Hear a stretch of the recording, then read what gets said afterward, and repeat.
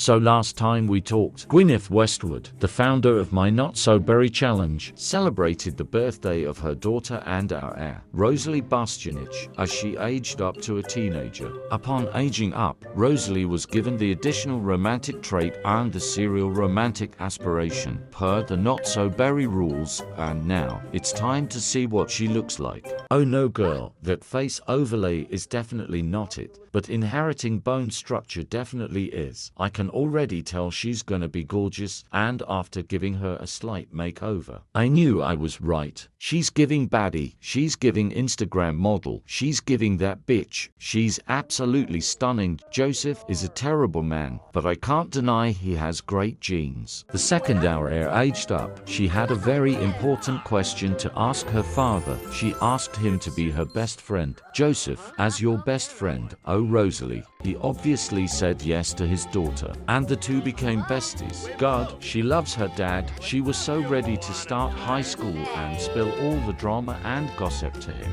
to talk shit with him and make him nervous about all the guys asking her out. She went and gave our founder and her mother, Gwyneth Westwood, a hug as well. She obviously loves her mother too, but the bond was different. Regardless, she was happy to be celebrating her birthday alongside both of them and was glad to see the two of them getting along, and you best believe she would do anything to keep it that way. For how long has Booger Baby been out on the floor out here? The whole family, except Booger Baby, came back inside to eat some cake and chat. Rosalie was feeling ballsy, so she decided to casually bring up how she would love to be the flower girl at her parents' wedding one day. You know, if that was still happening. Gwyneth didn't really entertain the statement. She brushed it off, and they talked about something else, like how today, for the first time, Bella and her alien mother, Tanisha Stallings, would be having their first real introduction to one another. Bella and Gwyneth headed off to San Myshuno's Myshuno Meadows to meet Tanisha. Gwyneth told her daughter to disguise herself, since they were now in public. Bella hated that. She was starting to feel really comfortable in her alien form, but she did what her mother said. Just this time, shortly after, Tanisha arrived at the park, greeting Bella with a big hug and kiss, and in return, Bella treated her alien mother with a kick on the shin. She is one badass kid. Tanisha let it slide. She was just happy to see her daughter. Gwyneth was going to catch Tanisha up on all of Bella's milestones, but Tanisha decided to just zap it out of her mind instead.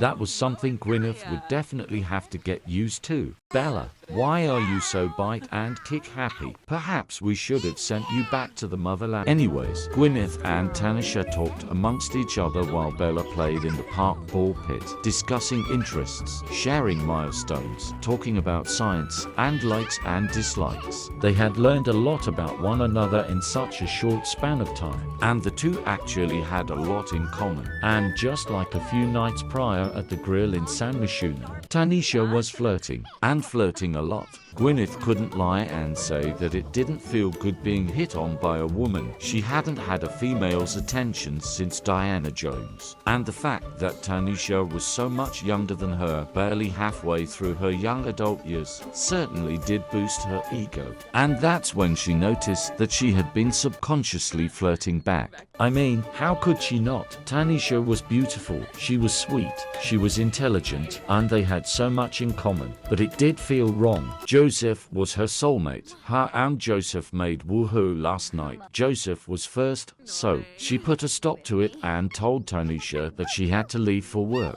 Not Bella and Tanisha getting a difficult family dynamic. Why is Bella the worst? Gwyneth, Bella, and Tanisha said their goodbyes and Gwyneth was off to work. And while Gwyneth went to work, Rosalie would be spending her one day before starting high school by exploring her new world as a teen.